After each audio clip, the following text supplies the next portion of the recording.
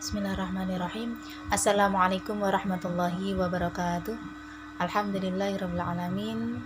Tiba saatnya kita sudah masuk pada pertemuan kedua sesuai dengan course outline yang sudah saya sampaikan kemarin, bahwasanya pada pertemuan kedua ini kita akan sudah memulai materi pertama, pengenalan terkait dengan mata kuliah kita, yaitu metodologi studi Islam.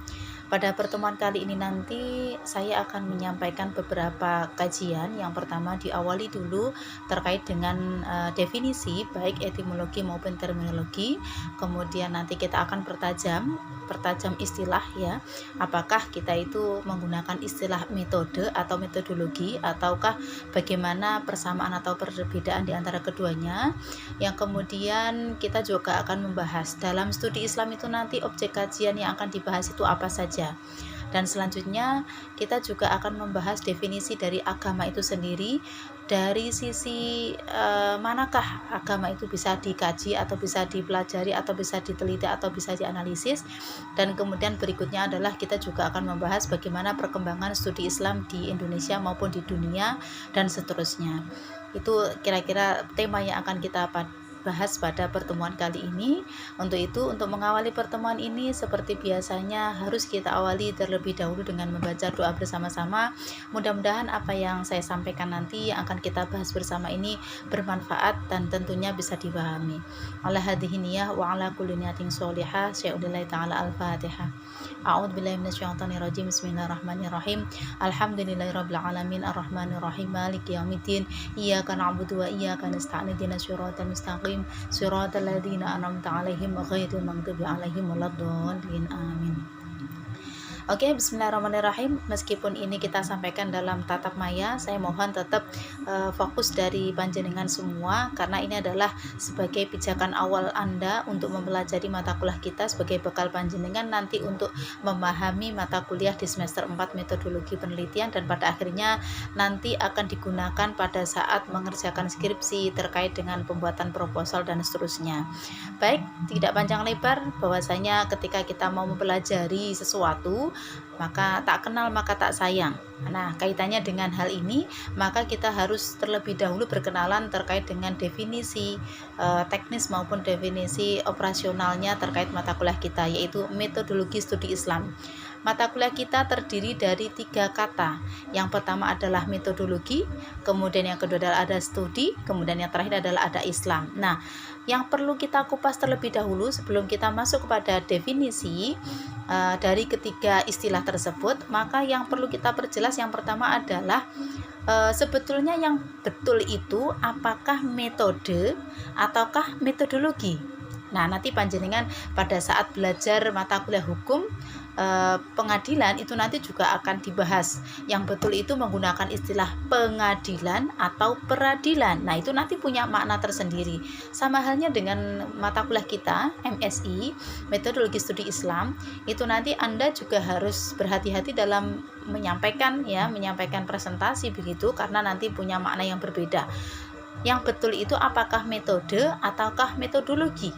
Nah, dalam hal ini panjenengan nanti akan saya kasih brainstorming setelah panjenengan semua menyaksikan, mencermati video presentasi yang saya sampaikan kali ini. Nanti saya mohon ada komentar dari tiap mahasiswa untuk komentar di kolom komen ya, untuk memberikan komen di kolom komentar, mohon maaf. Untuk menyampaikan pendapat. Di sini saya sampaikan beberapa hal yang rancu terkait istilah metodologi. Nanti Anda cukup menjawab iya atau tidak. Nah, jawaban Anda ini ketika memilih iya, itu berarti argumentasinya apa? Jawaban tidak itu juga argumentasinya apa? Jadi nanti saya mohon tiap mahasiswa memberikan pendapatnya.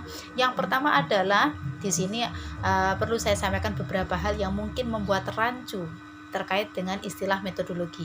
Yang pertama, betul atau tidak ketika metodologi itu seringkali dilihat sebagai aspek yang independen, aspek yang mandiri dari sebuah penelitian. Nah, nanti silahkan dijawab ketika sudah mendengarkan pemaparan dari saya, atau nanti bisa mencari referensi yang terkait dengan hal ini. Saya ulangi lagi, metodologi itu apakah betul atau tidak ketika metodologi itu dianggap sebagai aspek yang independen, aspek yang mandiri dari sebuah penelitian. Ini brainstorming yang pertama. Kemudian yang kedua, betul atau tidak ketika metodologi itu sering kali dipahami sebagai sebuah pilihan dari sekian banyak pilihan? Nanti silahkan dijawab. Saya ulangi lagi, metodologi itu apakah benar dipahami sebagai sebuah pilihan dari sekian banyak pilihan? Ini persepsi yang kedua. Kemudian yang ketiga, yang terakhir, apakah betul ketika metodologi itu dianggap sebagai sinonim atau persamaan dari metode? Nah, ini nanti supaya jelas penggunaan istilah, apakah kita nanti akan menggunakan istilah metode atau metodologi. Jadi ketika menggunakan metode itu ketika bagaimana, ketika menyebutkan metodologi itu seperti apa. Karena nanti kaitannya pada saat panjenengan mengerjakan skripsi, itu nanti kan pada waktu membuat proposal itu ada subbab tersendiri namanya metode penelitian. Nah, terkadang mahasiswa itu tidak cermat menulisnya, itu terkadang ada yang menulis metodologi, ada yang menulis metode. Nah, kali ini harus difahami terlebih dahulu. Oleh karena itu, saya mohon kerjasama dari audien. Jadi ada pembelajaran interaktif secara maya. Nanti silahkan ditulis di kolom komentar mengenai kerancuan terkait dengan metodologi ini. Jadi nanti silahkan dijawab di kolom komentar. Tiap mahasiswa saya wajibkan memberikan komentarnya sebagai bahan diskusi awal pengenalan terkait dengan metodologi. Nah, sekarang kalau kita coba pahami, kita kenali lebih dekat lagi, apa sih sebetulnya perbedaan atau persamaan dari metodologi atau metode? Kita awali dari metodologi. Dari metodologi itu kalau kita mengambil istilah atau definisi dari bahasa Yunani, itu terdiri dari dua kata, yaitu metode dan logos. Pasti Anda semua paham lah ya, logos itu apa. Metode itu cara, logos itu berarti ilmu. Kemudian pengertian yang kedua, metodologi itu merupakan science of methods. Jadi ilmu tentang cara. Begitu. Ada juga yang mengatakan metodologi itu konsep teoritis berbagai metode. Artinya di dalam metodologi itu ada metode dan kemudian di dalam metode itu tentu ada konsep teorinya. Nah, itu yang dimaksud dengan metodologi. Kemudian ada lagi definisi metodologi itu dianggap sebagai metode itu merupakan cara atau jalan atau petunjuk praktis. Dan yang perlu dipahami lagi bahwasanya ketika kita menyebut metodologi itu masih bersifat umum. Ya, masih bersifat umum. Kemudian kalau kita merujuk kepada pendapat dari Peter, mengatakan bahwasanya yang dimaksud dengan metodologi itu adalah pengkajian dalam mempelajari peraturan-peraturan dalam metode tersebut. Mungkin ketika masih di awal panjenengan masih bingung, ini maksudnya kayak gimana sih Bu gitu. Nanti ikuti terus pembahasannya, nanti semakin akan memahami. Jadi semakin kesini di pertemuan berikutnya nanti panjenengan akan semakin bisa merasakan feel-nya akan dapat kita akan memahami apa itu metodologi dan metode. Oke, itu tadi penjelasan mengenai metodologi. Jadi metodologi itu intinya adalah ilmu tentang cara, ya. Sekarang kita masuk kepada penjelasan mengenai metode. Nah, kalau metode itu apa? Metode itu kalau kita ambil dari bahasa Latin merupakan berasal dari akar kata metodos, juga cara gitu. Kalau kita menggunakan kata metode itu berarti petunjuk pelaksanaan atau petunjuk teknis, ya. Jadi sudah masuk ke teknisnya. Kemudian metode itu merupakan suatu prosedur yang sistematik berdasarkan prinsip dan teknik ilmiah yang dipakai di disiplin untuk mencapai tujuan tertentu. Dan yang paling penting, yang barangkali ini bisa membedakan antara metodologi dan metode. Kalau metodologi tadi masih bersifat umum, kalau metode itu sudah bersifat khusus gitu. Dan kemudian masih merujuk kepada pendapat Peter, kalau metode itu ya prosedur mengetahui sesuatu yang mempunyai langkah-langkah sistematis. Oke. Silakan nanti dicermati apa perbedaan dari metodologi dan metode. Ringkas kata begini. Untuk memahamkan panjenengan apa sih bedanya metodologi dengan metode, pahami bahasa kira-kira antara Al-Quran dengan ilmu Al-Quran itu sama enggak? Nah, barangkali Anda bisa berangkat dari situ untuk memahaminya. ya. Ilmu ulumul Quran dengan Quran itu beda enggak? Tentu beda. Sama dengan metodologi dengan metode. Kalau Al-Qur'an itu ya Al-Qur'annya, ya. Jadi substansi Al-Qur'annya itu. Tetapi kalau ilmu Quran itu kan macam-macam. Jadi ulumul Quran itu di situ ada macam-macam. Di dalam ada ilmu nasih mansuh, ya toh. Kemudian ada ilmu lainnya di dalam ulumul Quran, kita banyak membahas mengenai asbabun nuzulnya dan seterusnya. Berkaitan dengan ilmu-ilmu Al-Qur'an itu banyak. Nah, sama dengan metodologi dengan metode ini. Kalau metodologinya itu masih bicara tentang ilmunya, ilmu tentang cara. Sehingga karena ini tentang ilmu, itu maka bersifatnya masih umum. Tapi kalau sudah masuk kepada metode, cara, itu berarti cara tertentu yang dipakai itu. Jadi oleh karena itu pesan saya, nanti pada saat panjenengan semua mengerjakan proposal, ya, oleh karena itu mata kuliah kita itu istilah yang digunakan nomenklatur yang digunakan untuk menggunakan istilah mata kuliah kita itu tidak menggunakan istilah metode studi Islam, melainkan metodologi studi Islam. Mengapa? Karena memang di dalam mata kuliah kita itu nanti masih bersifat umum. Jadi di dalam metodologi ini nanti akan ada banyak ilmu tentang cara, dan cara itu tidak hanya satu. Oleh karena itu mata kuliah kita tidak disebut dengan metode, melainkan metodologi, ya. Karena di dalamnya nanti kan panjenengan semua memang akan dikenalkan ilmu tentang metode, tentang cara. Yang tentu karena itu metodologi masih bicara secara teoritis. Oleh karena itu mata kuliah kita disebut dengan istilah metodologi. Dan ketika nanti panjenengan sudah praktek menyusun proposal, ingat bahasa yang digunakan yang tepat itu sebetulnya ketika nyusun proposal kan ada bab pendahuluan, ya dah? Kemudian ada pendahuluan atau latar belakang masalah, kemudian ada rumusan masalah, ada tujuan penelitian dan seterusnya. Nah, itu nanti di bagian akhir dalam proposal itu ada subtema yang namanya metode penelitian. Nah, jadi nanti jangan sampai salah tulis. Karena panjenengan itu ketika menyusun proposal ya sudah membuat kasus atau meneliti kasus tertentu, maka ya tulisannya tidak lagi metodologi penelitian tapi metode penelitian. Kalau panjenengan menulisnya metodologi penelitian, berarti jenengan masih bicara tentang teori secara umumnya. Tetapi kalau panjenengan nanti sudah nyusun proposal, itu berarti kan sudah kerja praktis gitu. Jadi istilahnya adalah menggunakan istilah metode. Kira-kira itu barangkali nanti bisa dipahami lebih lanjut ya, perbedaan dari keduanya. Jadi metode itu adalah bagian dari metodologi. Gitu. Jadi metode itu ada di dalam metodologi. Karena di dalam metodologi itu nanti terdapat ilmu tentang metode. Sama dengan ilmu kedokteran. Kalau kita ngomong ilmu kedokteran itu kan macam-macam gitu. Jadi ilmu kedokteran itu ada macam-macam. Ilmu Al-Quran juga begitu. Hadis dengan ulumul hadis itu juga tentu berbeda. Jadi kalau hadis itu ya hadisnya, dawuhnya Rasulullah, mulai qaul, fi'lun dan takririnya. Tapi kalau ilmu hadis ya ilmu tentang asbabul wurud, tentang sanadnya, tentang rawinya, tentang matannya.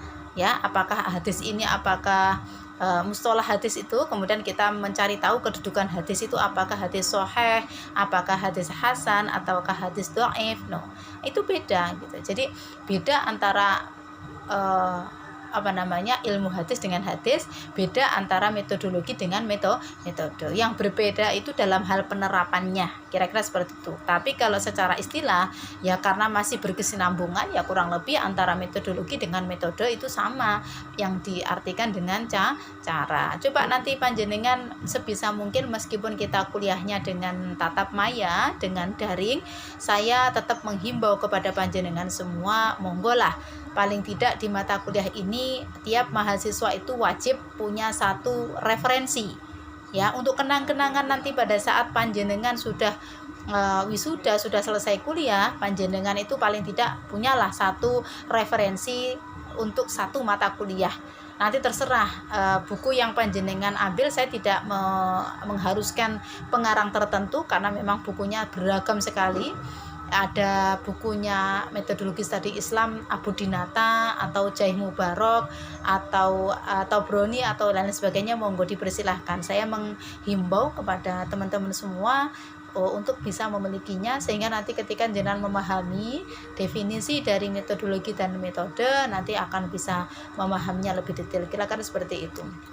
Oke, berikutnya tadi sudah saya singgung, kita sedikit akan masuk kepada definisi metodologi studi Islam.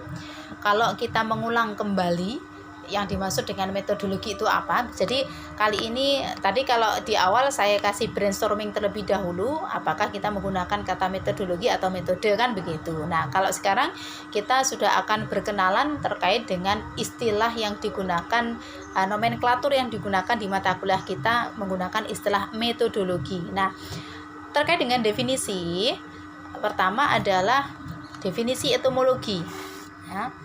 Definisi etimologi dari metodologi tadi sudah saya singgung, berasal dari bahasa Yunani metodos dan metodus, ya. Jadi metodologi itu berasal dari kata meta, juga bisa hodos atau logos. Nah, itu monggo. Sehingga secara kesimpulannya yang dimaksud dengan metodologi itu adalah cara yang didefinisikan secara jelas dan sistematis untuk mencapai tujuan tertentu. Jadi metodologi juga bisa didefinisikan sebagai cara tertentu dalam memandang, mengorganisasikan, membentuk kegiatan pengkajian. Nah, itu awal dari istilah yang pertama, ya. Kira-kira itu. Baik, selanjutnya kita masuk kepada pengertian dari metodologi studi Islam. Sebagaimana yang sudah saya singgung tadi, bahwasanya mata kuliah kita itu terdiri dari 3 kata. Yang pertama adalah metodologi, kemudian studi, kemudian Islam. Nah, kita kaji satu persatu. Metodologi sebagaimana yang sudah saya ulang-ulang dari awal tadi, bahwasanya metodologi itu adalah ilmu tentang cara. Adapun mengenai definisi etimologi, metode yang berasal dari bahasa Yunani maupun bahasa Inggris, kemudian logos yang berarti ilmu. Kemudian kata pertama sudah kita pahami, bahwasanya metodologi itu adalah ilmu tentang cara. Kemudian berikutnya adalah definisi dari studi, ya. Jadi studi itu mempelajari atau mengkaji. Kemudian yang terakhir adalah kata Islam. Islam di sini sebagai objek dari penelitian pada kajian kita kali ini. Islam kalau diambil dari kata bahasa atau etimologi berarti salima aslama, yang berarti patuh atau tunduk. Maka secara definisi etimologi itu sudah kita sampaikan. Berikutnya kita masuk kepada pengertian terminologi. Nah, istilah dari studi Islam itu bisa disebut dengan istilah Islamic Studies atau menggunakan istilah dirosah Islamiyah. Jadi kalau era 80-an, 90-an, penggunaan mata kuliah studi Islam itu digunakan dengan istilah dirosah Islamiyah, ya. Jadi mata kuliah MSI tidak menggunakan istilah MSI atau metodologi studi Islam, melainkan menggunakan istilah dirosah Islamiyah. Maka di dalam aktivitas dalam studi Islam itu apa yang dilakukan? Jadi ketika orang melakukan studi Islam itu berarti upaya untuk memahami, mempelajari atau meneliti Islam sebagai objek kajiannya. Maka kemudian secara komprehensif, definisi dari MSI atau metodologi studi Islam itu adalah sebagai suatu kajian atas seperangkat konsep tentang paradigma, pendekatan, dan metode yang dipergunakan untuk mengkaji dan meneliti Islam sebagai objek studi yang dilakukan secara serius, secara ilmiah. Mengapa begitu? Karena diawali mata kuliah ini dengan metodologi, ya. Karena metodologi itu adalah ilmu tentang cara, maka ketika kita melakukan pengkajian, kita melakukan pemahaman terhadap satu objek, ya harus dilakukan secara serius dan ilmiah. bukan sekedar memahami Islam secara konvensional atau tidak mendalam. Nanti panjenengan akan lebih memahami detail ketika penjelasan di belakang, atau nanti di pertemuan berikutnya nanti akan semakin memahami maksud daripada mata kuliah kita. Jadi saya ulangi lagi, metodologi studi Islam itu merupakan mata kuliah di mana di dalamnya nanti akan mempelajari suatu kajian terkait dengan segala konsep yang di situ di dalamnya menyangkut paradigma, pendekatan, dan metode yang dipergunakan untuk mengkaji, meneliti, memahami Islam sebagai objek studi, dan dilakukan secara ilmiah, secara serius, secara sistematis. Jadi bukan sekedar mengenal atau memahami Islam dari luarnya saja, tetapi bagaimana kita menyentuh, mendekati, memahami Islam itu secara mendalam, secara ilmiah gitu. Jadi di dalam MSI itu pembahasan secara mendalam tentang berbagai pendekatan dan metode dalam mengkaji dan meneliti agama Islam sebagai objeknya. Sehingga kalau kita bicara tentang metodologi, maka tidak bisa lepas ya. Kalau kita bicara metodologi, ilmunya, maka di dalam metodologi itu tadi di dalamnya ada metode. Di dalam metodologi itu ada teori. Di dalam metodologi itu ada approach atau pendekatan. Kemudian di dalam metodologi itu juga ada paradigma. Di sini silahkan di slide yang sudah saya tampilkan itu ada piramida terbalik. Ya, jadi ada gambar piramida yang menunjukkan unsur-unsur yang ada di dalam metodologi. Bahwasanya ketika kita bicara terkait dengan metodologi, pasti di dalamnya ada metode, ada cara. Kemudian di dalam cara itu tentu melibatkan teori. Kemudian di dalam cara itu, di dalam cara orang meneliti, di dalam cara orang mengkaji, di dalam cara orang memahami, itu tentu punya pendekatan. Kemudian ketika orang melakukan penelitian, itu juga tentu orang punya paradigma atau pandangan atau pendapat atau ide, kira-kira seperti itu. Maka tadi saya sampaikan di awal bahwasanya kalau kita bicara mengenai metodologi itu berarti sifatnya umum. Karena ketika bicara metodologi berarti kita akan membahas tentang metode. Kita juga akan menyinggung tentang teori, tentang pendekatan atau approach, kemudian ada paradigma atau pandangan. Nah, itu jadi kaitannya terkait dengan definisi metodologi, mudah-mudahan bisa difahami mulai dari definisi etimologi maupun definisi terminologi, sehingga kesimpulannya adalah metodologi Islam. Metodologi studi Islam itu adalah sebuah cara ilmu yang membahas terkait dengan cara konsep ya untuk memahami, mengkaji Islam secara mendalam, secara ilmiah seperti itu, sehingga nanti di dalam pengkajiannya, di dalam pemahamannya, di dalam penelitiannya tentu akan melibatkan beberapa perangkat metode atau teori atau pendekatan dan paradigma. Selanjutnya, setelah kita berkenalan terkait dengan definisi mata kuliah MSI, selanjutnya adalah objek kajian MSI. Jadi, objek kajian dari mata kuliah metodologi studi Islam. Sebelum saya menyampaikan apa sih yang menjadi kajian di dalam MSI ini, perlu saya sampaikan beberapa apersepsi ya. Apersepsi itu semacam pendapat yang dianggap kurang tepat gitu ya. Kita tidak bicara mengenai benar atau salah, tetapi bicara tepat atau tidak tepat, kira-kira seperti itu. Nah, ketika kita membahas terkait studi Islam, itu banyak orang yang beranggapan, entah itu ilmuwan atau agamawan, itu ada yang berpendapat mengatakan begini, agama kok diteliti, ya dah? Islam kok diteliti? Agama itu kan sudah final kebenarannya. Agama itu kan mutlak. Kenapa kok diteliti? Nah, ini perlu jawaban yang serius begitu. Agama kok diteliti? Saya ingat betul ketika mungkin 2 tahun yang lalu lah, ketika saya mengajar MSI ini, ketika kita berdiskusi dengan mahasiswa, itu kemudian ternyata si mahasiswa itu mungkin masih pada tahap pencarian jati diri dan seterusnya, artinya masih mencari kebenaran yang sesungguhnya itu seperti apa. Ketika sehabis melakukan diskusi di kelas dengan kita bersama pada saat mempelajari MSI, ketika di rumah ternyata mahasiswa tersebut itu ada yang berdiskusi dengan salah seorang kiai gitu. Lalu dia mempertanyakan diskusi dengan kiai atau ustadznya begitu.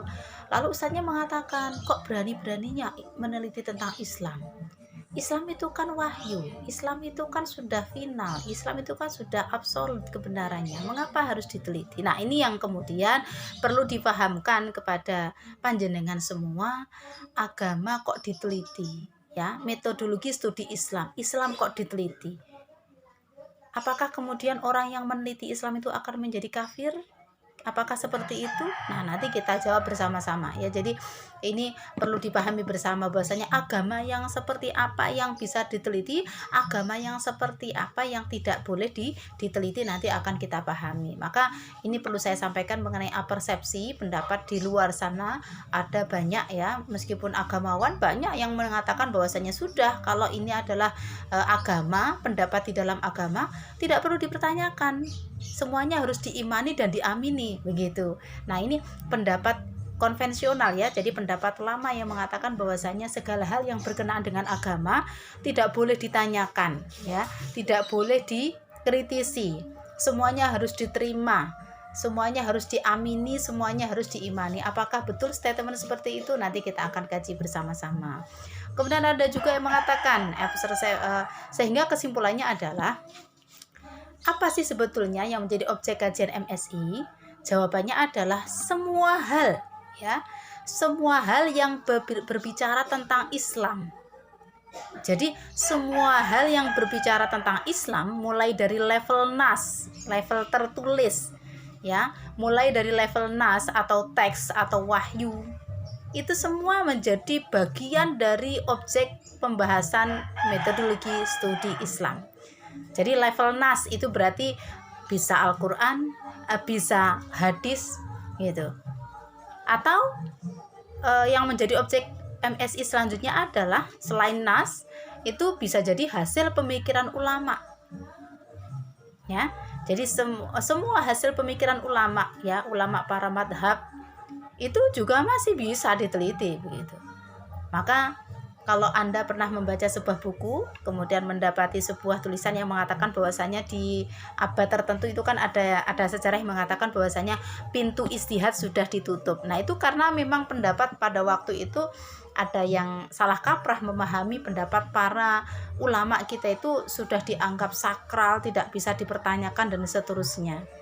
Padahal kita harus tahu urutannya ya, mana apakah ini adalah sudah mutlak ataukah masih bersifat absolut, apakah mutlak ataukah bersifat relatif, itu harus dipahami betul begitu. Maka saya ulangi lagi, objek dari kajian MSI itu adalah semua hal yang membicarakan tentang Islam, mulai dari level nas itu berarti bisa merujuk kepada Al-Quran dan hadis. Wong Al-Quran dan hadis saja bisa diteliti, kenapa untuk hasil pemikiran para ulama ya, produk fikih ya, produk para madhab dan seterusnya itu bisa diteliti. Itu bagian dari objek kajian MSI.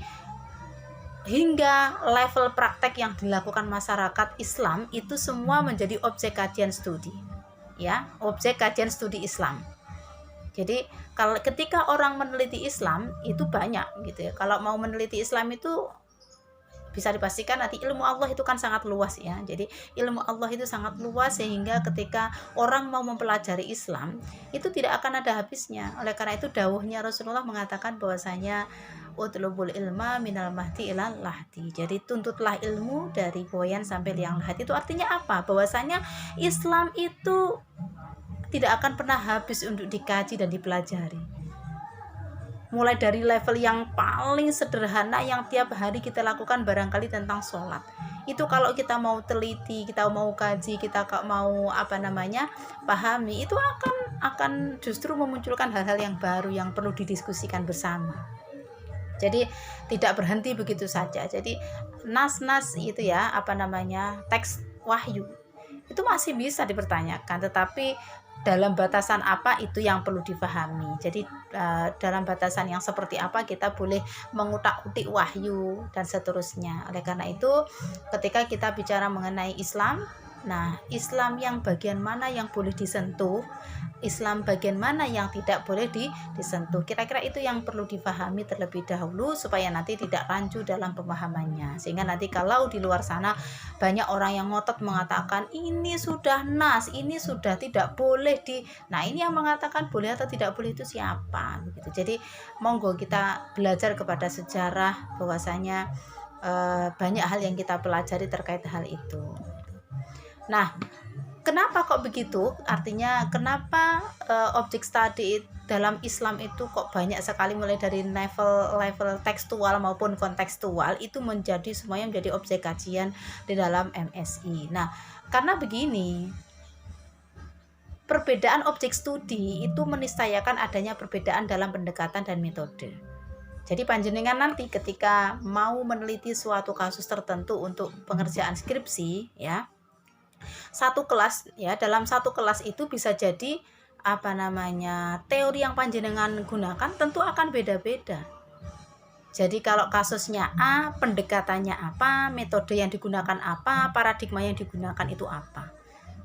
Misalkan panjenengan pengen meneliti tentang ritual keagamaan tertentu begitu. Nanti antara tempat yang satu dengan yang lainnya pendekatan yang digunakan itu juga akan berbeda. Jadi nanti perbedaan objek studi itu menistayakan adanya perbedaan dan pendekatan, dan metodenya itu tentu akan memiliki pendekatan yang berbeda begitu. Judulnya bisa sama, tetapi pendekatan dan metode yang digunakan bisa jadi berbeda, tentu akan menghasilkan hasil penelitian yang juga berbeda. Nah, itu terkait dengan objek studinya, dan nanti kita akan lanjutkan pada subtema berikutnya.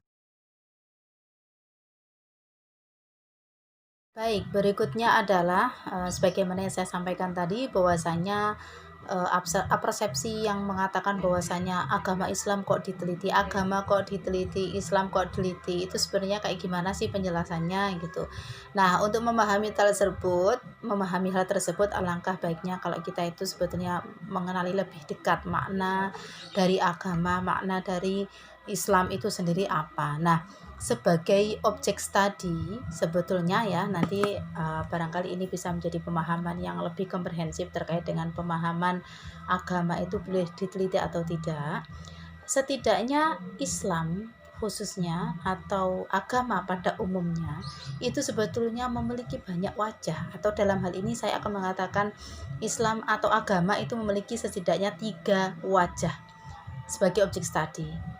Jadi Islam atau agama yang lain itu sebetulnya punya banyak wajah. Jadi sangat tidak tepat ketika orang memiliki pandangan seperti ini. Teroris itu adalah Islam. Itu berarti menunjukkan orang tersebut itu belum bisa melihat Islam itu secara komprehensif. Ketika ada kejadian bahwasanya kebetulan di sana ada kejadian teroris, kemudian pelakunya Islam, kira-kira seperti itu, langsung kemudian menjustis bahwasanya oh Islam itu teror itu adalah Islam, atau Islam itu adalah teror itu Islam, dan seterusnya. Itu berarti menunjukkan bahwasanya pendapat tersebut itu menunjukkan bahwasanya belum mampu melihat Islam secara komprehensif, karena Islam itu memiliki banyak wajah, yang dimana wajah atau sisi Islam itu bisa dilihat dari sisi depan, belakang, samping kanan, samping kiri, atas atau bawah. Maka sangat tidak tepat ketika ada kejadian kebetulan pelakunya Islam langsung kemudian digeneralisasi bahwanya kalau teror itu selalu Islam, itu tidak tepat gitu. Jadi barangkali Islam yang sebelah mana yang dia temui begitu. Jadi itu yang harus kita pahami. Jadi Islam itu sekali lagi tidak bisa ketika satu kejadian itu kemudian dibuat generalisasi untuk semuanya, tidak bisa. Maka sekali lagi pada kesempatan kali ini saya akan menjelaskan hanya 3 saja, 3 sisi atau wajah dari agama itu, yang pada akhirnya nanti jenengan akan paham mana yang boleh disentuh, mana yang boleh diteliti, mana yang boleh dikaji, boleh dikritisi, dan mana yang tidak boleh. Nah, yang pertama adalah ketika agama itu sebagai doktrin lah ya, sebagai dogma, sebagai keyakinan, maka ini kebenarannya bersifat mutlak dan absolut. Ketika agama dianggap sebagai sebuah doktrin, ya sudah, tidak bisa dipertanyakan. Sebagaimana pemahaman kita bersama, innad dina indallahil Islam. Sesungguhnya agama yang paling hak di sisi Allah adalah Islam. Ini menjadi sebuah doktrin bagi pemeluknya. Kalau yang disampaikan ini adalah agama sebagai doktrin, ya sudah, tidak bisa ditawar, tidak bisa dikritisi, kemudian melakukan perbandingan agama misalkan. Nah, ketika ada ada prodi tertentu, ya, kebetulan di fakultas kita itu tidak ada perbandingan agama, tapi kalau di kampus yang lain itu ada jurusan perbandingan agama. Nah, barangkali yang perlu dipahami, yang diperbandingkan itu agama bagian mananya, sisi mananya gitu. Tetapi ketika agama itu dianggap sebagai sebuah doktrin, ya sudah, kebenarannya sudah bersifat mutlak dan absolut, tidak bisa diutak-utik. Maka kemudian kebenaran agama ini kan menjadi mutlak bagi pemeluknya. Bagi pemeluk Islam tentu mengatakan Islamlah yang paling benar di sisi Allah. Bagi pemeluk Kristen tentu mengatakan Kristenlah yang agama yang benar menurut mereka, karena agama dianggap sebagai doktrin gitu. Jadi kalau kita mau meneliti di antara beberapa agama itu mana atau yang paling yang paling benar begitu. Nah, kalau ini sebuah doktrin ya tidak bisa diteliti karena kaitannya dengan keyakinan gitu. Jadi ketika agama itu dianggap sebagai doktrin, maka kebenarannya itu sudah mutlak dan absolut. Ya sudah, itu tidak bisa disentuh gitu. Panjenengan misalkan pengen meneliti kebenaran Kristen, tapi teorinya pakai Islam, ya tidak akan pernah ketemu gitu loh. Karena memang itu sebuah doktrin. Panjenengan berbeda ketika kita mempelajari, maka nanti istilah agama dan keagamaan itu juga beda gitu. Jadi penelitian agama dan penelitian keagamaan itu juga beda. Nanti istilahnya akan berbeda. Maka sekali lagi, satu poin, satu wajah, satu sisi dari agama. Ketika saya ulangi lagi, ketika agama itu sebagai doktrin, maka kebenarannya bersifat mutlak dan absolut. Contoh ya, bahwasanya wudhu itu doktrin atau bukan? Ya, wudhu itu doktrin. Ya, suka atau tidak suka yang namanya wudhu itu sudah menjadi doktrin di dalam agama. Ketika orang mau menghadap kepada Tuhannya dengan cara sholat atau dengan cara membaca Al-Quran, itu sudah doktrin, harus dalam keadaan suci, dalam keadaan wudhu. Tetapi ketika sudah masuk ranahnya bahwasanya ketika antara laki-laki dan perempuan bukan mahramnya, itu apakah membatalkan atau tidak, nah itu sudah tidak lagi masuk kepada doktrin. Nah, jenengan harus bisa membedakan gitu. Jadi mana yang doktrin, mana yang bukan. Kalau wudhunya itu doktrin, tetapi mengenai misalkan wudhu batasan yang harus dibasuh ketika wudhu itu sudah tidak lagi doktrin. Kalau wudhunya itu doktrin, tidak bisa ditawar. Tetapi tentang misalkan membasuh tangan, misalkan ilal mirfaqoini, ya, jadi yang namanya membasuh tangan itu batasannya mana? Apakah telapak, ataukah pergelangan tangan, ataukah siku? Nah, itu yang kemudian yang bisa menjadi objek studi di dalam Islam, itu diantaranya seperti itu. Jadi kalau wudhunya sudah tidak bisa ditawar, itu sudah benar adanya. Tetapi tentang batasan wudhu, bagaimana pendapat para ulama terkait dengan batal tidaknya wudhu, nah itu sudah masuk ranah bukan doktrin lagi, itu sudah masuk kepada pendapat para ulama. Kira-kira begitu. Jadi nanti supaya semakin ada gambaran. Jadi seperti aurat, ya, menutup aurat itu doktrin. Bagi perempuan itu wajib menutup aurat. Maka menutup aurat ini doktrin, tidak bisa ditawar. Tetapi tentang bagaimana menutup aurat, apakah dengan menggunakan jilbab biasa, apakah menggunakan cadar, itu berarti sudah tidak lagi masuk kepada doktrin. Itu sudah masuk kepada ranah budaya. Jadi itu masuk kepada praktek keagamaan, yang itu boleh dikaji, boleh diteliti. Yang pada akhirnya kita tahu bahwasanya sama-sama Islam gitu, sama-sama Islam, tapi kok ternyata pemahaman terkait dengan konteks menutup aurat kok beda-beda, yaitu tadi gitu loh. Islam itu masih bisa diteliti, jadi ada yang memahami bahwasanya yang namanya menutup aurat itu harus begini, harus begitu, dan seterusnya. Nah, jadi harus bisa membedakan menutup aurat itu adalah doktrin, tetapi memakai sarung, memakai jilbab, gitu, memakai hijab syar'i, sudah hijab syar'i pula. Nah, itu juga harus bisa membedakan gitu loh, mana doktrin, mana budaya. Itu yang pertama. Jadi ketika kita sudah memegang agama itu sebagai doktrin, ya sudah tidak bisa sudah tidak bisa dikritisi. Tetapi yang bisa dikritisi itu ketika sudah masuk dalam ranah yang lainnya. Tetapi kalau itu sebagai doktrin, ya sudah gitu. Itu kalau doktrin sebagai sebuah keyakinan tidak bisa ditawar. Yang namanya haji itu ya ke Mekah dan Madinah. Yang namanya puasa itu ya penetapan puasa, mana yang doktrin, mana yang budaya, yang ini yang kemudian nanti bisa menjadi objek kajian studinya gitu. Jadi orang ajarannya, doktrinnya adalah ketika sudah memasuki bulan, contoh ini ya, kita sudah memasuki bulan, maka ketika sudah melihat bulan, maka berpuasalah, sumu li ru'yatihi, berpuasalah ketika sudah melihat hilal. Nah, ini doktrin. Tetapi tentang bagaimana cara melihat hilal itu yang menjadi objek studi. Maka kemudian sama-sama Islam, tapi kok dalam merayakan puasa, merayakan lebaran kok beda-beda. Nah, itu tadi. Sekali lagi, Islam itu banyak sekali sisi atau wajahnya. Kalau secara teksnya itu ajarannya sudah jelas di dalam hadis sumu li ru'yatihi, berpuasalah kalian ketika kalian melihat hilal.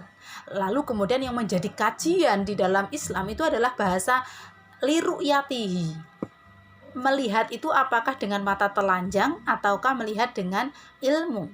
Yang kemudian di dalam ilmu falak itu nanti kalau jenengan semester 3 kan ada yang sudah berkenalan, maka kemudian metode di dalam menentukan awal bulan Hijriah itu kan ada yang menggunakan metode hisab dan menggunakan metode ru'yah. Itu membedakan bahwasanya mana yang doktrin, mana yang bukan. Itu yang pertama, mudah-mudahan bisa difahami ya. Jadi ketika agama itu sebagai doktrin, itu berarti bukan menjadi wilayah kajian untuk dikaji, diteliti, tidak. Hanya sekedar difahami kemudian diimani, karena kebenarannya sudah absolut.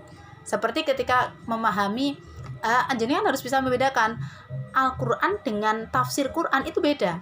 Kalau Al-Quran kebenarannya sudah absolut, tapi kalau sudah masuk kepada ranah tafsir Al-Quran, itulah yang kemudian masih bisa dikaji gitu loh. Jadi itu harus bisa membedakan. Kalau Al-Qurannya, karena itu adalah firman Allah, itu kebenarannya absolut. Tapi kalau sudah masuk kepada firman tafsir Al-Quran, itu berarti sudah ada campur tangan dari pendapat para ulama, itu masih bisa dikaji atau diteliti, kira-kira seperti itu. Sehingga di luar sana banyak orang yang mengatakan ini dawahnya Al-Quran. Ingat, itu pendapat Al-Quran atau pendapat ulama tentang Al-Quran. Nah, itu yang harus dibedakan. Jadi kalau pendapat ulama tentang Al-Quran itu masih bisa masih bisa dikorek gitu loh. Jangankan ulama, wong Kanjeng Nabi saja ketika memberikan pendapat tertentu, ketika ada yang tidak tepat, itu nanti akan ditegur oleh malaikat Jibril. Nah, itu menunjukkan bahwasanya ya masih bisa dikaji, masih bisa diteliti. Oke, agama sebagai doktrin mudah-mudahan bisa dipahami. Ini sudah mutlak, sudah absolut, maka tidak bisa diutak-utik, tidak bisa ditawar. Misalkan sholat dalam sehari semalam itu 5 waktu, itu tidak bisa ditawar. Itu sudah doktrin gitu loh. Jadi sholat subuh itu 2 rakaat, itu sudah doktrin, tidak bisa ditawar gitu. Kemudian berikutnya, sisi yang lain dari agama itu adalah ketika agama itu sebagai gejala sosial dan budaya. Ketika agama itu sebagai sebuah gejala sosial dan budaya, itu merupakan kreasi manusia terhadap pemahaman orang terhadap doktrin agamanya. Inilah yang bisa menjadi wilayah kajian studi dalam Islam. Jadi orang memahami misalkan waris untuk perempuan dua, laki-laki dan perempuan 2:1, dan seterusnya. Orang memahami tentang batasan aurat. Nah, itu kalau sudah ada pemahaman orang, pemahaman manusia, pemahaman ulama terhadap doktrin, itu berarti menjadi wilayah kajian. Itu berarti gejala sosial, sudah masuk kreasi manusia. Ya, itu bukan wilayahnya Tuhan, tetapi sudah sudah ada campur tangan atau intervensinya manusia, itu menjadi bisa dikaji atau bisa diteliti. Seperti memaknai makna jihad. Jadi orang memaknai jihad itu kan ada macam-macam, yang kemudian muncul paham terorisme dan seterusnya, itu kan karena pemahaman orang yang berbeda-beda tentang bagaimana memaknai jihad. Apakah jihad itu harus melulu angkat senjata? Nah, itu yang bisa masih bisa dikaji ulang. Gitu. Jadi jihadnya di era sekarang itu apakah harus dengan mengangkat senjata atau cukup memerangi hawa nafsunya sendiri dan seterusnya, itu masih bisa dikaji ulang. Maka ilmu Allah itu tidak akan pernah ada habisnya untuk selalu dikaji. Maka ketika agama itu sebagai gejala sosial dan budaya, seperti bisa dipahami apakah cadar itu doktrin atau budaya, gitu. Silakan nanti dibaca di banyak referensi yang mengatakan apakah saya mohon maaf ketika saya bicara cadar dan seterusnya itu kemudian tidak ada tendensi apapun terhadap kelompok tertentu, tidak. Memakai cadar juga bagus karena itu menutup aurat. Yang tidak memakai cadar pun ketika dia sudah memenuhi batasan menutup aurat juga bagus, gitu. Yang tidak bagus itu yang tidak mau menutup aurat, karena menutup aurat adalah doktrin, gitu. Maka apakah memakai cadar itu apakah gejala itu apakah budaya atau doktrin? Maka ya karena sekali lagi kebetulan cadar itu kan munculnya di daerah Timur Tengah yang notabene adalah daerahnya padang pasir, gitu, dan seterusnya. Dan kita tahu budaya atau syahwatnya orang Arab itu kan konon ya, berdasarkan cerita, karena di sana banyak pemakan daging, maka secara nafsu itu tentu berbeda dengan ketika pemakan sayur dan seterusnya, itu secara teori mengatakan beda. Maka menutup cadar itu bagian dari cara mereka untuk menutup aurat. Itu juga benar. Yang tidak memakai cadar dengan menggunakan cara lain dalam menutup aurat juga benar. Maka tidak benar ketika yang selalu menjelas bahwasanya ini yang benar, ini yang salah, tidak. Bahwasanya kita harus betul-betul bisa membedakan mana doktrin, mana budaya. Gitu loh. Ketika orang belakangan kan banyak fenomena seleb hijrah, gitu ya, yang selalu menggunakan jenggot. Jadi jenggot ini apakah jenggot identitas atau jenggot filosofinya bagaimana? Ini apakah sunnah? Jadi kan nanti ketika memang sunnah kan harus bisa membedakan sunnah, definisi hadis itu bagaimana. Jadi apakah ini budaya? Jadi apakah sepenuhnya semua yang dilakukan oleh Rasulullah itu apakah semuanya harus ditiru? Rasulullah menggunakan kendaraan unta, lalu apakah kemudian di era sekarang juga harus pakai unta? Memakai gamis juga harus selalu memakai gamis? Apakah seperti itu kita memahami sebuah agama? Begitu. Ketika kita mampu mengikuti apa yang diikuti oleh Rasulullah secara total, baik secara sunnah maupun hadis, itu ya sangat bagus. Tetapi kita sekali lagi harus bisa membedakan mana doktrin, mana budaya.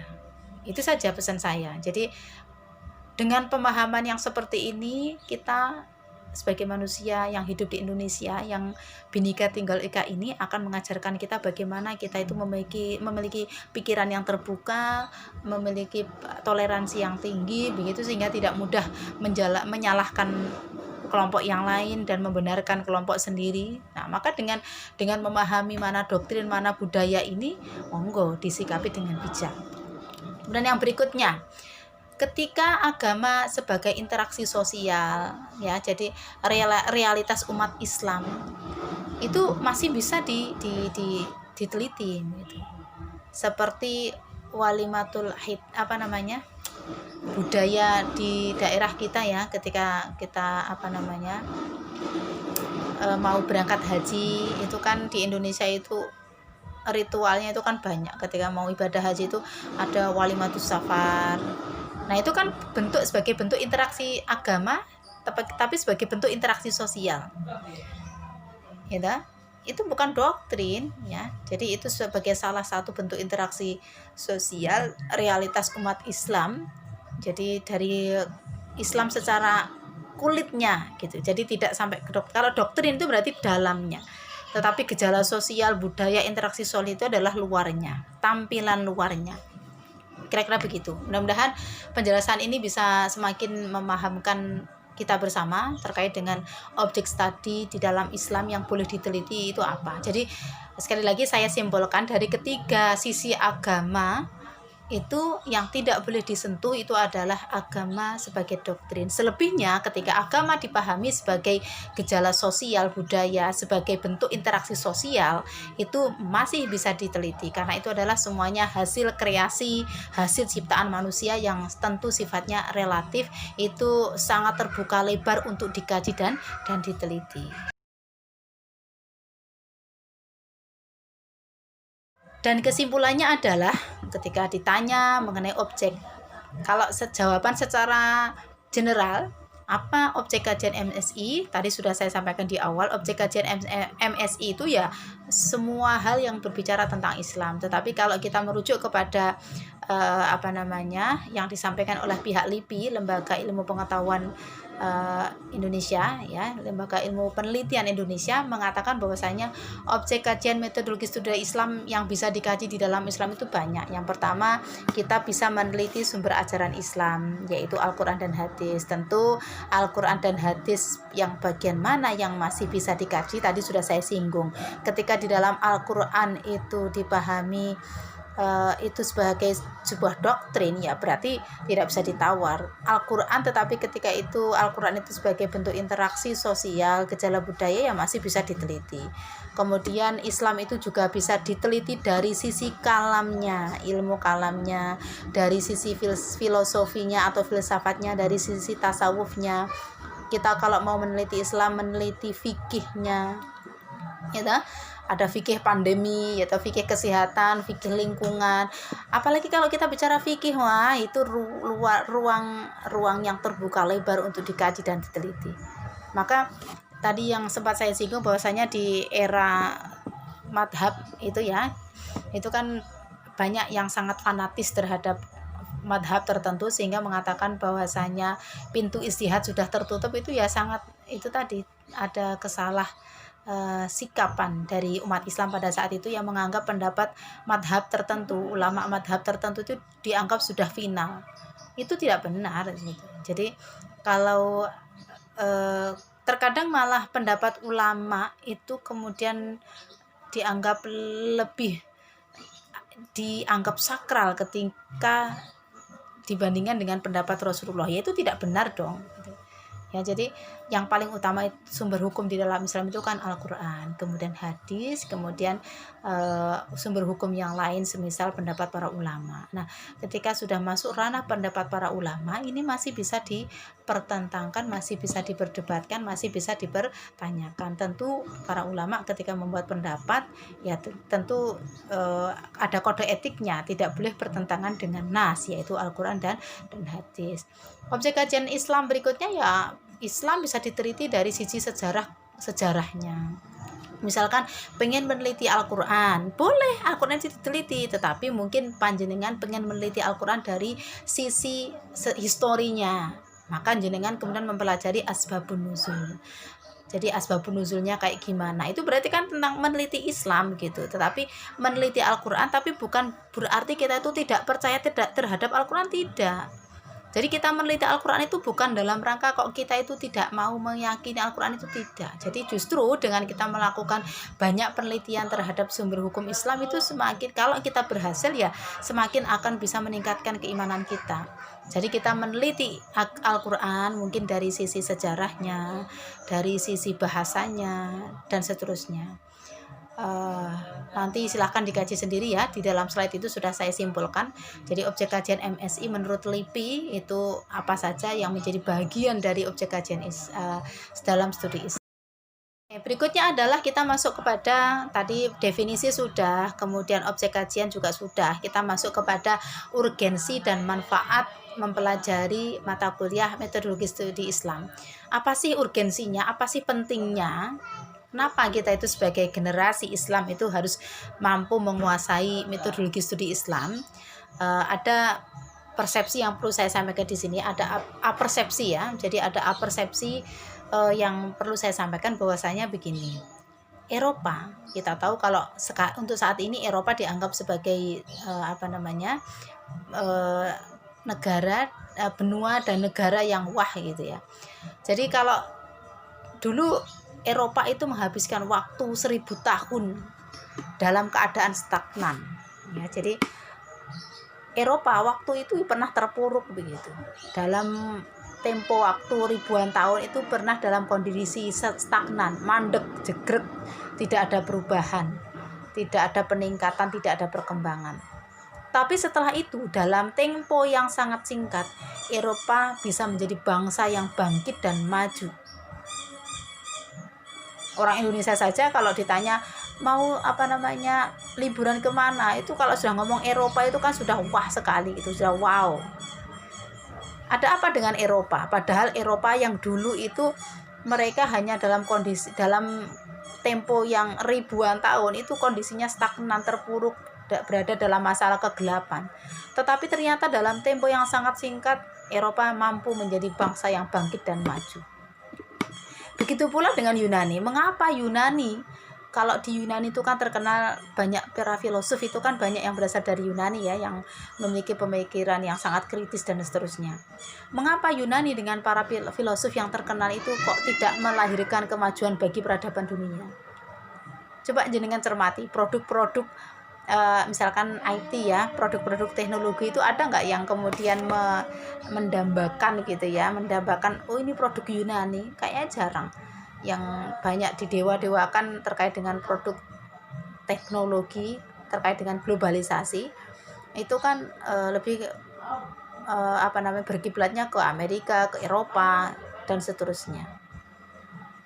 Maka pertanyaan adalah mengapa Yunani dengan para filosof terkenalnya itu kok tidak mampu melahirkan kemajuan bagi peradaban dunia, padahal Eropa tidak sejenis filosof Yunani.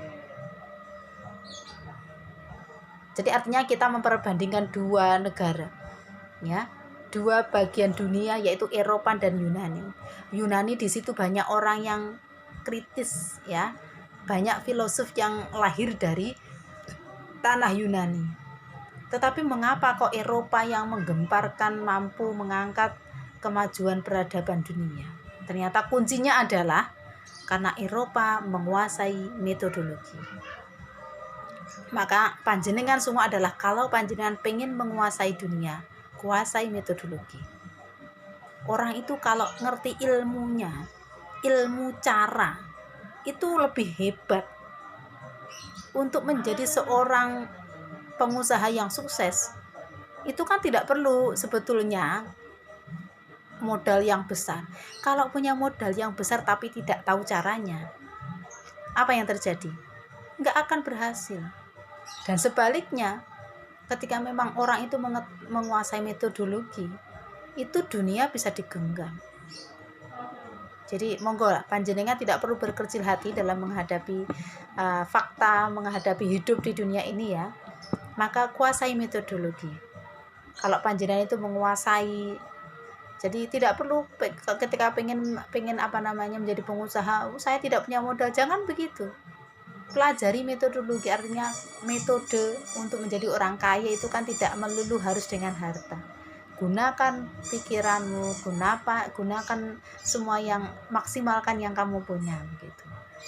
Ingat juga kasus yang pernah terjadi dalam riwayat ya, Sayyidina Ali dengan Siti Fatimah. Waktu itu kan putri Rasulullah kan pernah membuat sayembara ya. Barang siapa yang begini-begini maka nanti akan bisa menikah dengan saya. Kalau bisa menghatamkan Al-Quran dan seterusnya bla bla bla begitu. Yang para sahabat lain banyak yang berebut untuk semacam mengikuti sayembara, dan dengan mengikuti itu banyak sahabat yang gagal. Tetapi kemudian yang memenangkan sayembara itu adalah Sayyidina Ali. Kenapa begitu? Karena memang Sayyidina Ali menguasai metodologi. Ya, jadi ilmu carane ben ngolehne putrane Kanjeng Nabi itu apa? Putrane Kanjeng Nabi membuat sayembara begini. Oh, saya berarti harus begini. Kalau orang umumnya menggunakan cara ini itu kan berarti sudah biasa. Supaya luar biasa itu bagaimana? Oh, cara menghatamkan Al-Quran dengan cara yang singkat ya cukup, karena Sayyidina Ali kan gudangnya ilmu. Jadi Sayyidina Ali dengan santainya cukup membaca surat Al-Ikhlas 3 kali, itu kan pahalanya sama dengan membaca Al-Quran. Itu bukan kok karena licik atau tidak ya, karena dia menguasai metodologi. Ketika orang berlomba-lomba dengan susah payah tetapi tidak mampu. Nah, oleh karena itu ini pesan moral bagi kita bersama untuk menguasai metodologi, menguasai dunia, untuk mengejar target tertentu. Itu ya caranya adalah untuk bisa menguasai metodologi itu tadi, menguasai caranya bagaimana dan seterusnya.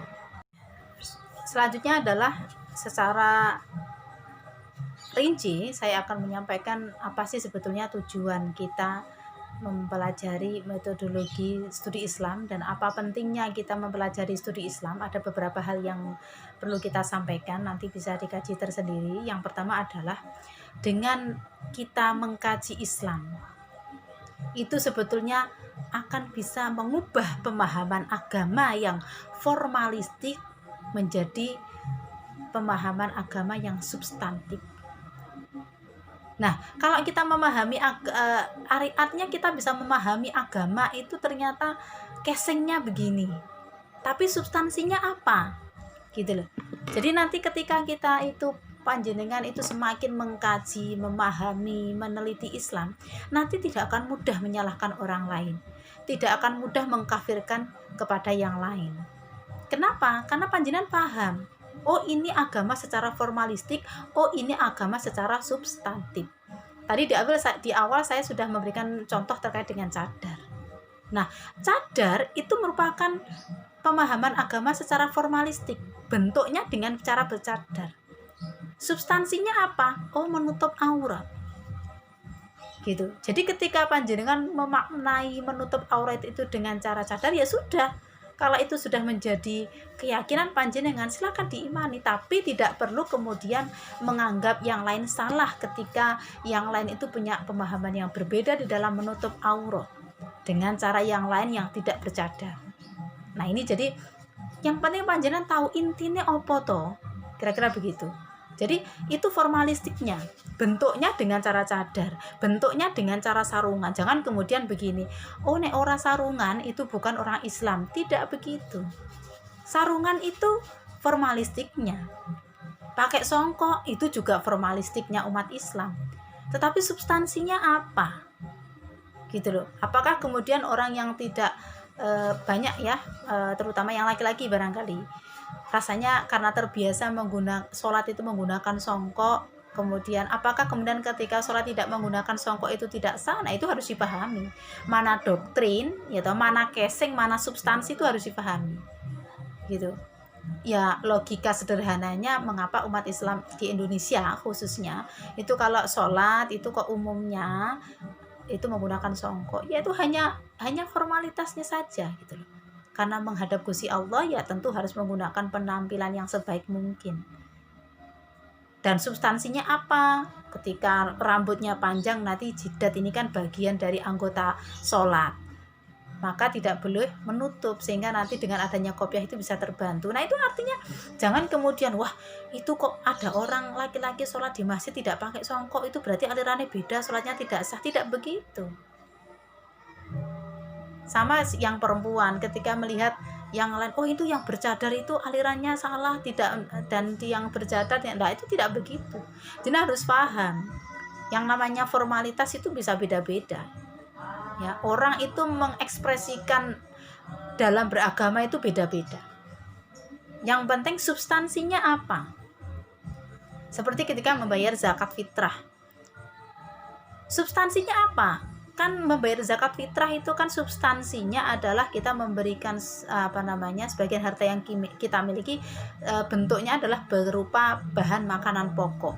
Nah, formalitas di dalam dunia Indonesia ya, atau di lingkungan Indonesia dengan beras. Kenapa kok beras? Ya karena bahan pokok, makanan pokoknya orang Indonesia adalah beras. Jadi kemudian jangan menganggap oh yang beras tidak sah, yang kurma sah, tidak begitu. Maka dengan mempelajari Islam, kita semakin mengenali Islam itu luar biasa. Islam itu santun, Islam itu ramah, Islam itu indah. Karena kita tahu mana substansi, mana formalitas. Kemudian ketika istilah yang apalagi ini ya, jadi fenomena seleb ya, fenomena artis yang sedang hijrah itu, istilah-istilah yang digunakan itu kan luar biasa, menjadi kearab-arapan begitu. Nah itu juga harus dipahami betul. Misalkan jenengan karena mendapat nikmat tertentu kemudian ngomong traktiran, oh traktiran itu tidak islami tapi tasyakuran. Nah itu monggo dipahami betul. Kalau traktiran itu secara substansinya itu dalam rangka ekspresi orang bersyukur, ya itu tentu tetap akan mendapatkan pahala dari Allah. Yang satunya menggunakan istilah traktiran, yang satunya menggunakan istilah tasyakuran yang lebih islami begitu. Saya pikir tidak, penjenengan harus bisa memahami substansinya apa, halal bihalal. Kemudian begini loh, artinya intinya adalah jenengan jangan sampai terjebak pada formalitas dalam beragama. Substansinya apa, formalitasnya bagaimana, itu monggo. Jadi substansinya seperti apa, itu tujuan diantara kita mengapa harus mempelajari metodologi studi Islam, kira-kira seperti itu. Yang pertama adalah dengan mengkaji Islam kita akan semakin paham mana pemahaman agama secara formalitis. Apakah salah toh kita itu kalau mengikuti agama? Buatan, tidak ada yang salah dengan agama formalitas dan substansi, tidak. Tetapi jangan sampai kita terjebak pada formalitas. Kalau tidak berjenggot itu berarti Islamnya, imannya lemah, itu Islamnya hanya formalitas begitu. Ya, jadi jenggot, jidat hitam. Nah, jidat hitam itu for Islam secara formalitas. Substansinya apa? Oh, banyak bersujud. Gitu loh. Jangan kemudian jidatmu tidak hitam berarti menunjukkan imanmu lemah, tidak begitu. Ya, jadi memahami agama secara formalitas dan substantif. Kemudian yang kedua, dengan mengkaji, ya tujuan kita belajar metodologi studi Islam itu adalah kita mengubah pemahaman menjadi pemeluk Islam yang semula tertutup menjadi inklusivisme dan universalisme. Artinya apa? Dengan kita itu semakin mengenali Islam secara dekat dari berbagai sisi atau wajah tadi, menjadikan kita itu menjadi orang Islam yang inklusif. Kalau eksklusif itu berarti kan menganggap diri paling benar dan menganggap orang lain salah. Tapi kalau inklusif itu kalau di kalangan sendiri benar, kita menganggap benar itu harus. Ya, misalkan Nyun Sewu, saya yakin di kelas ini ada yang NU, ada yang Muhammadiyah. Kalau eksklusif itu berarti menganggap, misalkan Anda yang NU menganggap NU itu yang paling benar, yang lain salah. Itu berarti sikap eksklusif. Bagi yang Muhammadiyah mengatakan Muhammadiyah itu yang paling benar, NU itu tidak benar. Nah, itu namanya eksklusif. Nah, itu saya pikir kurang tepat. Karena kita menjadi tertutup, tidak mau menerima kebenaran yang lain. Nah, dengan mengkaji MSI, metodologi studi Islam, akan mengajarkan kita agar bisa bersikap inklusivisme. Artinya apa? Kalau dengan kalangan sendiri, kita menganggap pendapat kita yang paling benar itu harus, tapi ketika kita sudah berkumpul dengan kelompok yang lain, itu ya berarti Anda benar, saya juga benar, begitu. Sehingga kita memiliki pemikiran yang terbuka dan universalisme. Jadi kepada orang ketika memang dalam komunitas internal itu harusnya bersifat eksklusif, tapi ketika kita berkumpul dengan kelompok yang lain, ya kita harus bersifatnya inklusivisme. Anda benar, saya juga benar, karena memang kebenaran yang kita yakini, kita imani tentu kan sifatnya relatif, semuanya benar begitu. Kemudian dengan belajar MSI ini menjadikan kita itu menjadi manusia yang toleran, ya.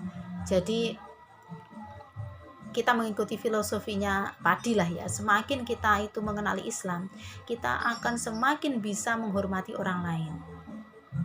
Omong kosong ketika dia itu menganggap memahami agama tapi dia itu tidak bisa menghormati orang lain, tidak bisa itu tidak benar. Semakin dia mengenali Islam, semakin dia itu alim, dia justru akan lebih menerima orang lain. Ya, jadi tidak menganggap diri paling benar, itu tidak. Jadi nyun sewu kalau di luar sana ada sebagian agamawan yang menganggap dia itu paling paham terhadap agama tapi kok mengajarkan ujar kebencian, itu saya pikir tidak tepat gitu loh.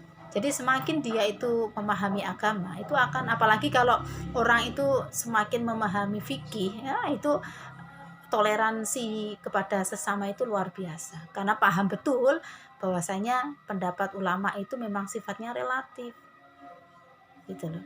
Kemudian dengan belajar MSI, dengan belajar metodologi studi Islam ini menjadikan pemahaman kita yang sempit itu menjadi pemahaman yang luas. Banyak di antara kita itu yang kemudian memaknai ziarah kubur itu syirik dan seterusnya. Monggo dimaknai. Ya, makna jihad, kemudian sebutan Sayyidina, memperingati Maulid, itu monggo. Jadi kita pahami betul pemahaman yang ada yang mengatakan ziarah kubur itu syirik dan seterusnya. Nah, kita ikuti hadis Rasulullah itu dawahnya bagaimana. Semula memang Rasulullah itu melarang naha an ziyaratil qabri. Jadi Rasulullah pernah melarang ziarah kubur. Nah, ketika ada dawah seperti itu monggo dikaji, diteliti. Kenapa Rasulullah kok dawah seperti itu? Oh, karena memang pada saat itu di awal-awal keislaman banyak umat Islam yang kondisi keimanannya masih lemah, banyak yang mensalahgunakan ketika ziarah kubur, yang menangis, meraung-raung, mencapik-capik bajunya sehingga sobek. Nah, itu tidak diperbolehkan oleh Kanjeng Nabi untuk melakukan ziarah kubur. Tapi semakin ke sini Rasulullah mengetahui kualitas keimanan umat Islam sudah semakin tinggi, jadi pemahaman agamanya sudah semakin bagus, maka dawuh yang semula diawali dengan naha, jangan atau dilarang ziarah kubur, pada akhirnya Rasulullah dawuh fazuruha, maka ziarahlah. Nah, ini pentingnya kita mengkaji sejarah, kita mengkaji ulang Islam dari berbagai sisi, supaya kita tidak memaknai Islam itu dari satu sisi. Begitu juga dengan memaknai jihad. Apakah betul ketika jihad itu hanya dimaknai dengan perang, dengan kekerasan? Kemudian penyebutan Sayyidina, wong Rasulullah saja tidak benar, ya monggo lah, itu terkait dengan etika lah ya, dan seterusnya. Kemudian yang terakhir adalah tujuan kita mempelajari MSI itu ya dengan namanya belajar ilmu agama itu tujuannya adalah agar bagaimana akidah kita itu semakin kuat.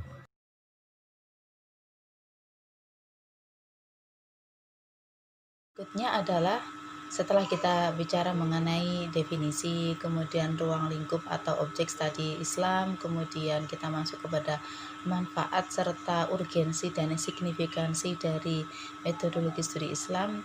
Selanjutnya kita masuk kepada tema yang membahas terkait dengan sejarah perkembangan studi Islam. Kaitannya dengan sejarah silakan dicermati, dipelajari sendiri yang sudah saya tampilkan dalam slide materi, mulai dari sejarah perkembangan studi Islam di masa klasik hingga sekarang. Dan dari sekian perkembangan studi Islam yang perlu digarisbawahi adalah kesimpulan perkembangan studi Islam di Indonesia terutama bisa kita simpulkan bahwasanya modal pendekatan studi Islam di Indonesia ini paling tidak kita bisa menyimpulkan yang pertama adalah untuk pesantren tradisional itu kebanyakan masih menggunakan pola atau pendidikan studi Islam dengan menggunakan pendekatan normatif. Jadi ketika kita tahu pesantren tradisional itu masih menggunakan pendekatan normatif yang itu masih menggunakan pendekatan tekstual, belum kontekstual, belum dikaitkan dengan pendekatan sosial, budaya dan seterusnya. Nanti akan lebih dipahami pada saat pembahasan di tema-tema berikutnya. Kemudian yang kedua, simpulan dari pendekatan studi Islam di tanah air. Kalau pesantren tradisional atau pondok salafiyah begitu kan masih menggunakan pendekatan normatif. Nah, kemudian semakin ada peningkatan kajian di lembaga atau pusat penelitian ilmu sosial seperti LIPI, itu pendekatan yang digunakan dalam mengkaji atau dalam studi Islam itu tidak hanya menggunakan pendekatan normatif, melainkan dengan pendekatan empirik. Nah, jadi dikontekstualisasikan. Dan selanjutnya adalah bisa disimpulkan untuk kajian studi Islam di PTAIN atau di PTI, di perguruan tinggi Islam itu pendekatan yang digunakan adalah dengan menggunakan pendekatan sintesis atau menggabungkan dari keduanya, normatifnya juga iya, empirik juga iya. Nah, ini kaitannya nanti panjenengan ketika mengerjakan skripsi itu kebanyakan di antara mahasiswa itu memang diharapkan bisa menggunakan pendekatan sintesis. Jadi mahasiswa tidak lagi meneliti sesuatu, tidak hanya menggunakan pendekatan normatif apa kata Al-Quran saja, tetapi dibandingkan bagaimana kata Al-Quran, bagaimana kata hadis, bagaimana kata para ulama, kemudian dikontekstualisasikan dengan fakta yang terjadi di lapangan seperti apa, sehingga nanti bisa menggunakan dibubuhi dengan pendekatan, apakah dengan pendekatan budaya, apakah dengan pendekatan sejarah, dan lain sebagainya. Nanti akan bisa dipahami ketika kita sudah masuk pada tema-tema berikutnya. Oke, saya pikir pembahasan untuk pertemuan materi pertama sudah saya anggap cukup. Nanti saya harapkan sebagaimana yang saya sampaikan di awal, bahwasanya diharapkan tiap mahasiswa memiliki buku referensi satu lah ya. Jadi meskipun masih di masa pandemi, panjenengan jika berniat memiliki referensi pasti bisa lah ya dengan memesan buku secara online atau bagaimana. Diharapkan masing-masing mahasiswa memiliki satu referensi di mana apa yang saya sampaikan pada kesempatan kali ini bisa dibaca lebih detail, lebih rinci dalam buku-buku metodologi studi Islam dari berbagai pengarang ya. Jadi nanti silakan dari berbagai perspektif bisa dipahami. Kira-kira itu yang bisa saya sampaikan sebelum saya akhiri. Setelah video ini dicermati, kemudian pada pertemuan tatap maya kali ini saya mohon ketika video sudah diputar, tugas panjenengan adalah masuk di kolom komentar. Tiap-tiap mahasiswa wajib memberikan komentar terkait dengan perkuliahan tatap maya pada kesempatan kali ini. Yang pertama adalah memberikan komentar terkait dengan di awal yang tadi saya sampaikan terkait dengan kerancuan tentang istilah metodologi ya, kerancuan terhadap pemahaman dan penggunaan istilah metodologi. Nanti bisa diputar ulang terkait dengan kerancuan metodologi, apakah betul atau tidak pemahaman terkait dengan metodologi disertai dengan argumentasi yang tepat. Nanti silahkan ditulis di kolom komentar. Kemudian tugas yang kedua juga harus dilakukan pada waktu ini juga, pada pertemuan ini juga. Di kolom komentar silahkan masing-masing mahasiswa memberikan pendapatnya, karena di awal pertemuan tadi saya menyampaikan bahwasanya Islam itu memiliki banyak wajah atau banyak sisi. Jadi kalian harus sudah mulai memahami, mulai mengerti, mulai bisa membedakan mana doktrin, mana budaya. Nah, tugas kalian adalah panjenengan saya tugasi untuk menganalisa di masyarakat sekitar, bisa membedakan, tolong disebutkan doktrin dan budaya. Mana doktrin, mana budaya, sebagaimana yang sudah kita bahas sebelumnya. Jadi silahkan dicermati sebagai bentuk perkuliahan kita supaya ada interaksi begitu, sehingga tidak monoton panjenengan hanya sebagai pendengar, tapi juga sampean berkewajiban untuk mengikuti perkuliahan ini dengan cara seperti itu. Jadi saya mohon, saya tunggu komentar-komentar diskusi pada kesempatan kali ini. Silahkan mencermati apa yang panjenengan pahami, mana doktrin, mana budaya, silahkan dicermati. Kalau panjenengan bisa menjawab, setidaknya saya bisa memahami kalau panjenengan semua bisa memahami apa yang kita bahas pada kesempatan kali ini. Oke, saya anggap cukup. Selamat belajar. Ketika memang apa yang saya sampaikan ada yang tidak bisa dipahami, silahkan juga ditanyakan di kolom komentar. Terima kasih. Kita akhiri pertemuan ini dengan baca hamdalah. Alhamdulillahirabbil alamin. Mudah-mudahan bermanfaat. Kurang lebihnya saya mohon maaf, tentu ada banyak kesalahan dan kekurangan. kita ketemu di pertemuan berikutnya. Pertemuan berikutnya adalah sudah masuk presentasi kelompok 1. Jadi saya mohon sebelum hari H pelaksanaan presentasi, tugas makalah sudah diupload di e-learning, kemudian video presentasi linknya yang sudah di upload di YouTube, silahkan pemateri mengirimkan kepada saya untuk nantinya saya tampilkan di e-learning supaya nanti video presentasi bisa dinikmati oleh teman-teman yang lain. Kira-kira seperti itu. Jadi saya mohon segala kewajiban diberikan kepada dikumpulkan ke grup, bukan ke WA saya secara pribadi ya, dikumpulkan di e-learning. Jadi diupload di e-learning, khusus untuk linknya itu bisa dikirim ke grup, tetapi nanti akan saya cantolkan di linknya tersebut di website di e-learning. Kira-kira seperti itu pengarahan dari saya, mudah-mudahan bermanfaat. Silahkan dicermati, kemudian segera memberikan komentar interaktif di kolom komentar. Terima kasih. Assalamualaikum warahmatullahi wabarakatuh.